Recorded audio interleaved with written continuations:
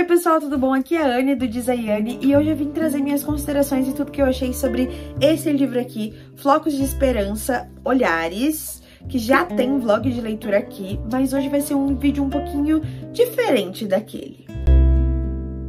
Então, para contextualizar um pouquinho a história aqui pra vocês, eu vou ler a sinopse e aí eu já vou comentando em cima disso aqui, ok? Então tá. Amaran é uma adolescente de 15 anos, primeira filha de 8 irmãos e cidadã de Kalunga, uma vila cujos habitantes descendem de parte dos sobreviventes da Grande Nevasca.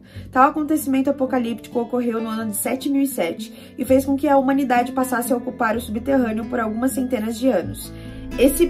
Essa parte aqui da história é toda a construção de cenário, toda a construção de universo e tudo que descreve, assim, tem uma ligação direta com a distopia, com tudo isso, me lembra muito Interestelar. Sabe, não sei se vocês já assistiram o filme, mas Interestelar também se passa num cenário no futuro, muito no futuro, onde as coisas no nosso planeta não estão muito boas e as pessoas elas tiveram que começar a plantar e deixar suas profissões normais para poder cultivar apenas a comida e as coisas assim mais essenciais para que nós, os seres humanos, no caso, pudéssemos viver.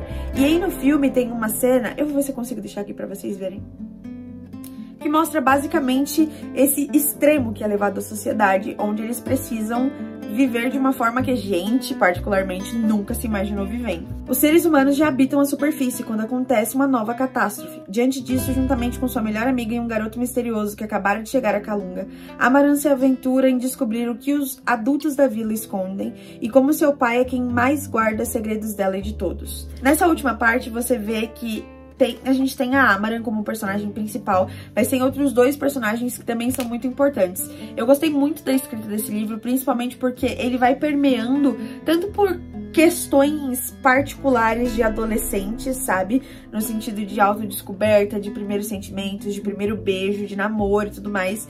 Em contraponto a tudo que tá acontecendo na sociedade deles, que são problemas de ética, de medo, assim, em relação à morte, de questões ambientais, de questões sociais. São coisas muito fortes e muito profundas. Uma das minhas partes favoritas nesse livro se dá quando eles estão, assim, diante de um beco sem saída, porque a comida tá acabando e essa outra grande catástrofe que acontece na vila deles é algo que impossibilita eles de viverem da forma que eles estavam conseguindo, vou dizer assim, sobreviver.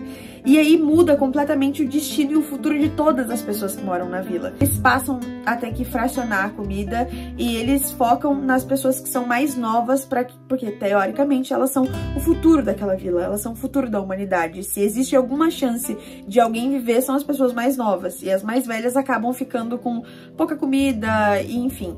A questão é que essas pessoas mais novas, que são consideradas o futuro da vila, elas mesmo assim precisam ir para a escola e estudar as mesmíssimas coisas que já estavam sendo dadas antes.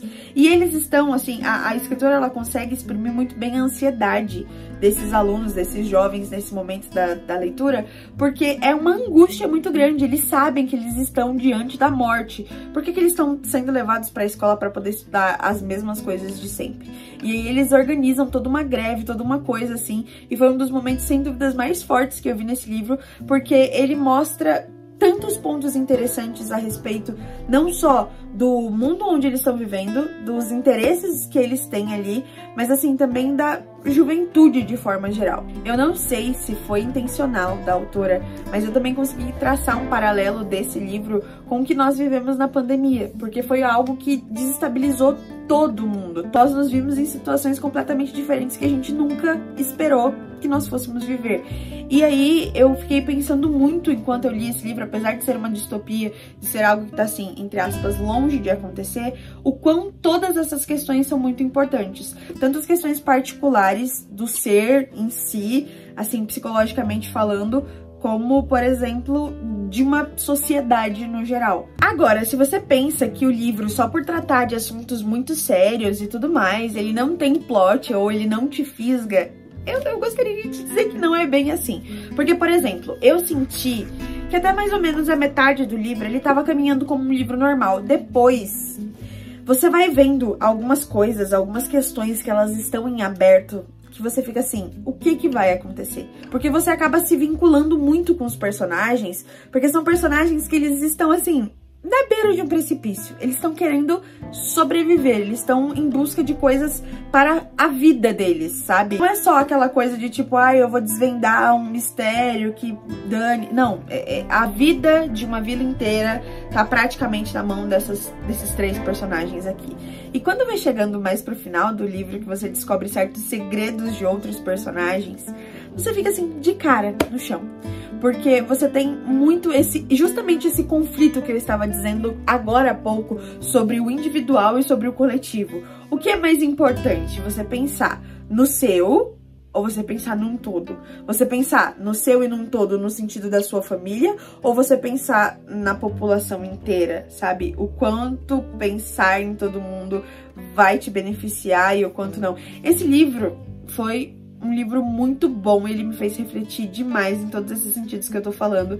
Ele é um livro que tem a classificação indicativa a partir de 13 anos de idade. Ele não é difícil de ser entendido, apesar de ter todos esses assuntos que são importantes, como eu já disse. Ele é um livro que te fisga demais e eu recomendo muito. Então eu espero que vocês tenham gostado da resenha desse livro. Eu tô muito ansiosa pra poder ler a continuação, apesar de a autora ter dito que ainda não tem uma previsão de quando vai sair. Por favor, Meg, por favor, quando você for lançar a continuação, me avisa. Porque, gente, o jeito que termina esse primeiro livro aqui, ele termina assim... Sabe aquelas coisas de novela, Avenida Brasil, que fica tudo preto, assim? É desse jeito que termina, juro. Então é isso, muito obrigada. Espero que vocês tenham gostado do vídeo. Tchau, tchau!